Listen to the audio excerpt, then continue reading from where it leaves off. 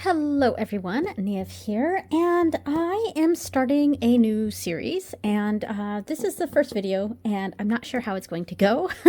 I'm not sure what sort of plan I have with this, but I'm doing an astrological study. So now, the signs start with Aries. However, we're starting at the beginning of the year, so I'm starting with Aquarius, which is sign number 11. And so, I'm using two books right now. This may change for future videos, future studies. We'll see how it goes, but let me grab them. The books that I'm using right now, I'm using Starcodes, which tends to be a bit more specific to your own personal chart. So I am peeking in here. And of course, starting with Aquarius here, which I'll go over this a little bit, this section here. Yeah, and this book seems to be very much focused on your own personal chart. So I'm kind of making my way through it here and there, just sort of looking through. And for these videos, I'm kind of just very specifically going to certain sections and just getting information from there. So I will be coming back to this because I think we'll take a peek in this as well. But I think this next book is kind of my main one that I'm using for this purpose, for the studying of the 12 zodiac signs. And that is Parker's Astrology. And this thing is gigantic and it's very, very heavy. Let me see. I have it bookmarked to Aquarius. Yeah. Oh my gosh. Look at this. Wow. It is huge. I mean, but it's such a cool book. And my sister-in-law got this for me like a couple years ago. Yeah, so I mean, it's really nice and it's got a ton of information. So, and it's very referencey kind of information, which was kind of what I was looking for, just more referencey type stuff. There's a whole other sections and stuff like that for the different aspects of astrology, which I will get through in time.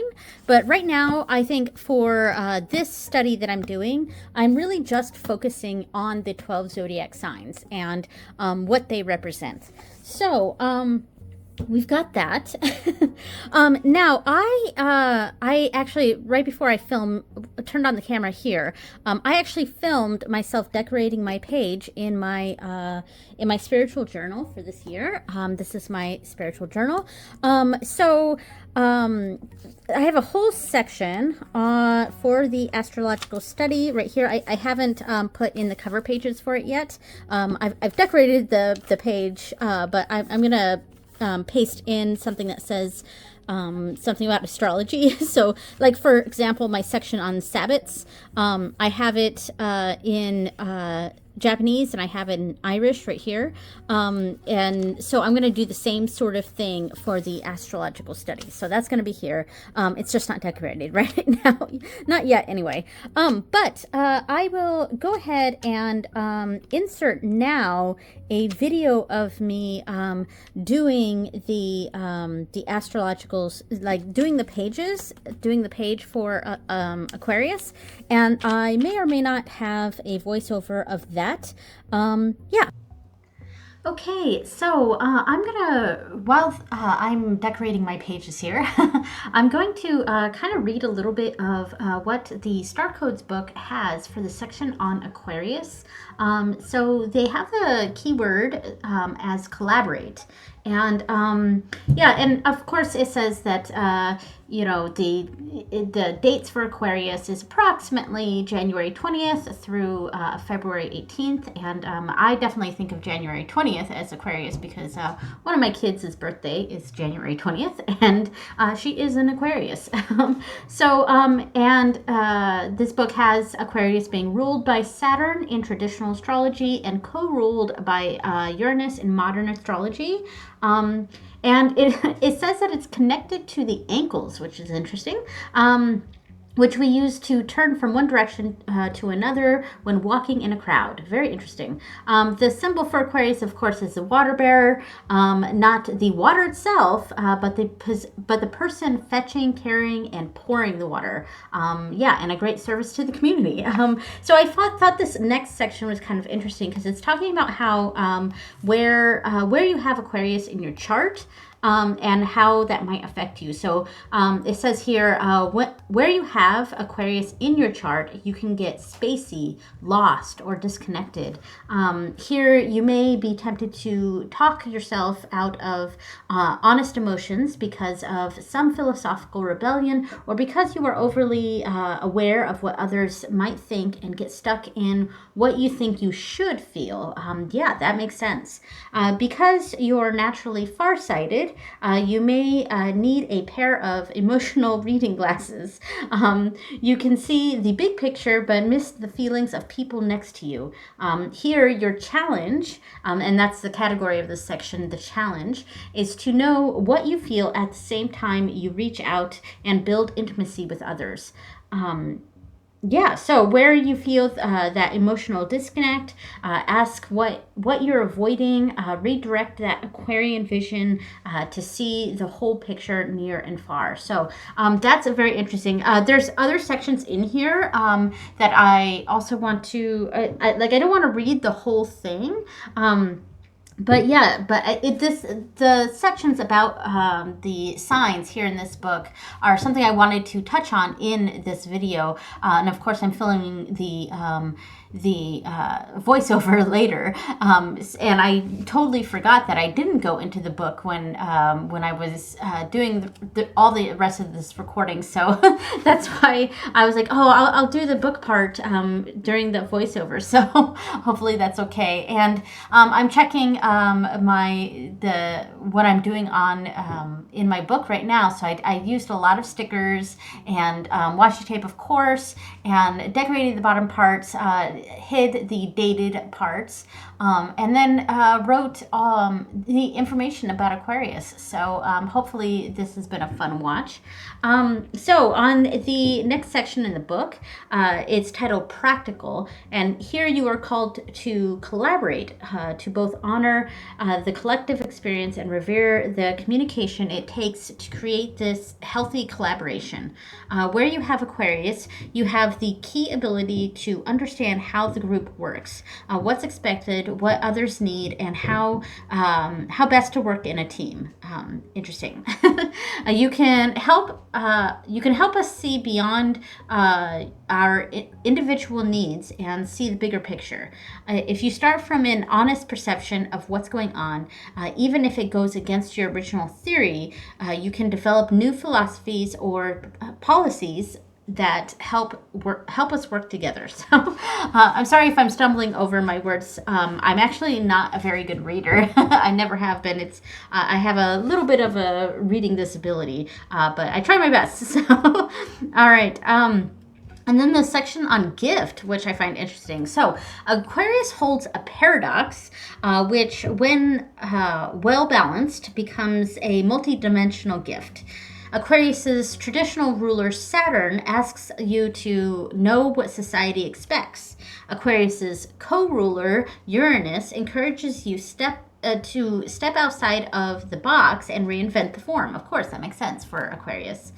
Together, these two poles create tension, but that tension can help you find an authentic and original path through the center. Aquarius offers a natural political knack and an awareness of what your family, tribe, or community needs, and an abstract, iconoclastic soul. So, yeah, and I've got a little bit left here. I'm just finishing up the work here in the book. And, yeah, so the last section is called Nurture. So get perspective and see the bigger picture, of course. Step away from the complexities of intimate personal relationships and get some fresh air. Consider watching or participating in a team sport. Enjoy live music and other shared ecstatic experiences. Meditate with a group. work together with like minds on a cause that calls your heart. Contemplate your philosophical framework. You are being true to your path, or does your philosophy need to adapt to the reality you see? All right, so hopefully I didn't stumble over my words too much there, but I'm pretty sure I did. But that's okay. Yeah, so we're nearing the end of the putting together the pages here, and I will go over these once I go back to on the table there. Yeah, so I connected it with some tarot cards. I figured out some keywords and used some of the keywords from the other book, the Parker's Astrology. And yeah, so I will leave you with just some quiet music until we get back to talking at the table. All right.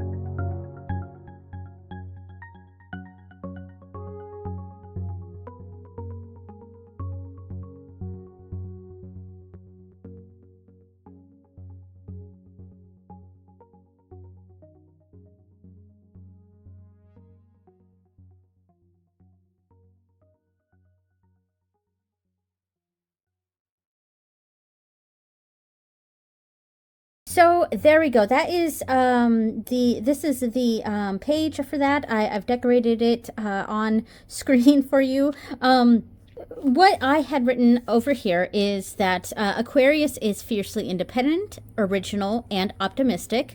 They are free-spirited and not easily tied down. They are friendly and honest. Aquarians are highly intelligent, rational, and inventive. They are true humanitarians. Aquarians can be unpredictable, obstinate, and detached. And I think those are some great elements that I have noticed in Aquarius as well. So great keywords here, and I used a lot of the keywords here. I would say, like, I really like the way that this page turned out. I would say that the only issue I have with how this page turned out, because I kind of just went with it, and I wasn't quite, I didn't really have a plan. But I do wish I planned out a little bit, because this section here where I put the planet, the polarity, the element, and the mode, it's kind of like shoved in here. So in the future, I think I'll plan this out just a little bit better and have it so it's more boxed out. Like if this Aquarius thing was moved up a little bit, maybe I would have more room right there, but it is what it is. So the planet that's associated with Aquarius, in modern astrology, it is Uranus, and in traditional astrology, it's Saturn. I'm not sure which one I would lean more toward. Potentially modern, I'm not sure, but anyway, the polarity is yang, and that I get from this book here. This book talked about the polarity of each of the signs and talking about how yeah, instead of using masculine, feminine, things like that, which are quite outdated, this person is using yang and yin. So fire and air signs are considered yang, traditionally called masculine. They are considered more extroverted and active as their energy reaches out. The signs look outward, but may need help doing their inner work. And yin signs are earth and water signs, and traditionally called feminine. They are more introspective and may need help reaching out and engaging into the world. So, of course, it's that taking the gender out of the gendered language out of the astrology there. Yeah, so, and which I like that a bit more. It's not masculine and feminine, it's yang and yin, and that makes sense to me. So I did go ahead and leave that in there, the polarity of the sign. And of course, Aquarius, despite it being the water bearer. It is an air sign, and it's not the water itself. It is the person that's carrying the water. It's the water bearer, not the water. So a lot of people mistake Aquarius for being a water sign, but no, it is in fact, an air sign. My mind went blank for a moment there.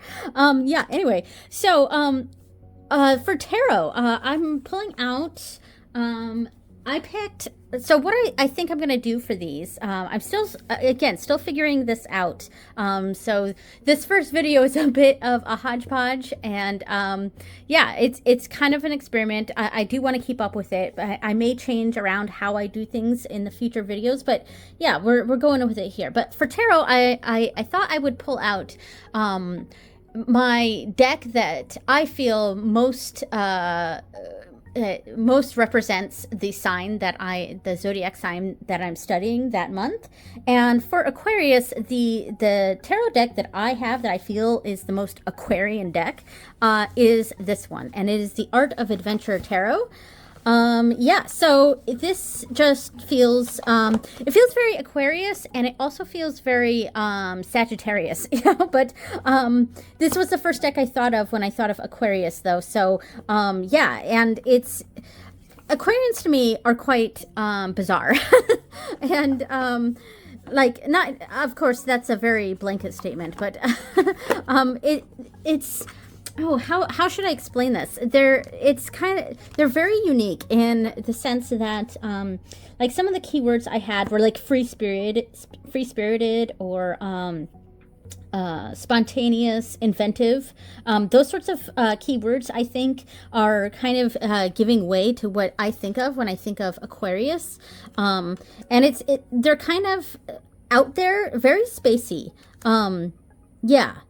And kind of, oh gosh, what like, see, this is what happens when I don't, think about my what I'm going to say before I turn on the camera, because like my mind is going blank, but, yeah, but Aquarius to me it is a very free-spirited, and, kind of going against the grain sort of, sign. So I'm not going to go through all of these cards here, but I will find, some of the tarot cards that I think are specific to Aquarius here. So yeah, and I actually don't have Aquarius in my chart. I mean, technically we all have, all the signs, of course, if we're looking at the chart as a whole. But Aquarius is actually not in, there are no planets in Aquarius in my chart, even though I feel quite connected to the sign of Aquarius, and I think, and that might be because I am an air sign. I'm a Libra, so I'm trying to find the specific cards that I think this one that I associated with Aquarius here. So I'm a Libra, so I'm also an air sign, and I think I do feel a certain connection with Aquarius and also Gemini, the other air signs. Yeah, let's see. So I've got the Page of Swords out. This is, and I found when I was researching this, I was looking for information on tarot cards that could be connected with each of the signs, and I went through lots of different sites and stuff, and I think I wrote some down. Maybe I'll have to look it up so I can, if I didn't write it down, and then put it down below. But yeah, I was kind of, you know, of course we know that the star is associated with Aquarius. That's the main tarot card, and yeah, so of course I'm going to pull out the star, but I also, you know, I wanted to also connect each of the signs to a minor arcana card, or a few minor arcana cards, and a court card. And the Page of Swords was what I had seen through my research. Oh, here's the star. Okay. On what cards represent Aquarius here. Okay, so I found what I had associated with this. So I've got the star, of course, And yeah, the star absolutely does feel Aquarius to me, and it is this card that the official card associated with Aquarius. The major arcana I picked for Aquarius was Page of Swords, and yeah, because the Page of Swords is a card of intelligence and learning, and that is definitely a realm of Aquarius. I describe them as kind of being spacey and sort of in their head, and that is very true for Aquarius in general. And of course, when I say these attributes, I'm speaking more as a general thing, and of course not every Aquarius, sun in Aquarius, fits this, or because Aquarius can be anywhere in your chart, really. So these are aspects of Aquarius that show up in different elements of our charts, if that makes sense. And then there was also 5, 6, and 7 of swords. So the swords is the air suit. So of course, any of the air cards would come from we would use swords for. And it also depends on the type of tarot that you're doing. So there's some methods that switch, like say air and fire in the tarot. So wands would be air and swords would be fire. It depends on what your method you're using. But I use swords associated with air. So so these 3 cards are actually associated with the fixed air sign, because the mode of Aquarius is fixed, and that's where it's sort of I won't say stubborn, because stubborn isn't quite the right word, especially for Aquarius. It's a bit more obstinate, which is a little bit of a synonym, but there's a difference there. There's a difference between obstinate and stubborn, and I think Aquarians could be slightly more on the obstinate side of things, where they are who they are, and there's no changing them, really. They are who they are, and that doesn't mean they can't change, of course, because everyone has the capacity to change, and everyone does change. But I think for Aquarius, it's hard to get them out of their independent nature, and they can often feel be very, I don't want to say the word selfish, because it has negative connotations, but maybe self-focused, if that makes sense. So yeah, and so these are the 5 cards that I would associate with Aquarius here. So yeah, and I'm not going to do a reading on these. I think that's going to make these way too long, but I do want to talk about where Aquarius is in my chart. So I wrote here my chart. So Aquarius is in my 8th house. So no planets there, but it is in my 8th house. The keywords for the 8th house, of course, are sex, inheritance, and investment. And I believe I got that, I think, from here. I can't remember if it was from here or from Parker's Astrology. I think maybe it was from Parker's Astrology. But those were the keywords from one of these 2 books. So those are the main keywords for the 8th house. And 8th house Aquarius may have trust issues when it comes to matters of love or money.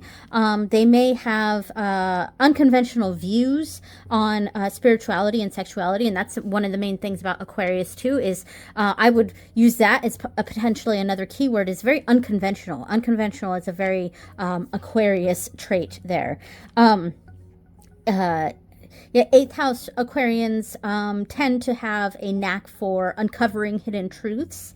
I think, sometimes I feel like it's maybe because they're a fixed sign. I feel like they can see what's actually there. you know, whereas some of the other signs, like say the cardinal signs, maybe want to rush ahead and aren't having that sort of rootedness in what the reality is, and so the cardinal signs maybe want to rush ahead on something, and then the mutable signs are a bit too malleable, if that makes sense. They're a bit too mutable, or influenced, maybe is the word I'm looking for there. Whereas a fixed sign is like very solid in where they are, you know, and that the fixed signs tend to be the ones that are a bit more obstinate or stubborn, or, you know, those are the terms we tend to use for the fixed signs. Yeah, and so that is the case here with Aquarius as well. So and I think that's where the uncovering hidden truths is sort of coming from there, because they're not swayed too easily, or they're not rushing ahead, etc. I think they have an ability to sort of see what's actually there. I don't know. That's sort of what I was thinking as I was reading this. So they tend to have a strong desire to explore the mysteries of life and death, and that is more associated with 8th house Aquarians specifically, because that is the house of, say, like inheritance and investment. So, and which also includes like sort of family sorts of situations. More legacy is more what I was looking for there, and the inheritance part, what we've and that doesn't necessarily mean monetary inheritance, but like, you know, what we have inherited from our ancestors, that sort of thing. And so the Aquarians, 8th house Aquarians, maybe where they sort of take that is having that exploration of the more spiritual side of that, or that it's very unconventional. I think it's what I'm trying to get at, an unconventional sort of view of that, but also still having that sort of traditional drive there. Yeah, anyway, so that is what I have written here for Aquarius. Is there anything else I want to do for this? I don't know. So I'm going to put in that clip of me decorating this page, and hopefully I talked over it, but maybe I didn't. And in any case, I'm not sure how this might change for future videos. This, again, was a big experiment. I did have fun reading through Parker's Astrology, and skimming through Starcodes, and just kind of searching online for different information about Aquarius and how that might be present in the different signs. Of course, I'm not going over every single planet and how that is with Aquarius. Basically, what I focused on with this is where it shows up in my chart, and that makes sense. Yeah, thank you so much for watching. We'll see how the next video goes. The next one is going to be Pisces. So thank you so much for watching, everyone, and I will see you later. Bye.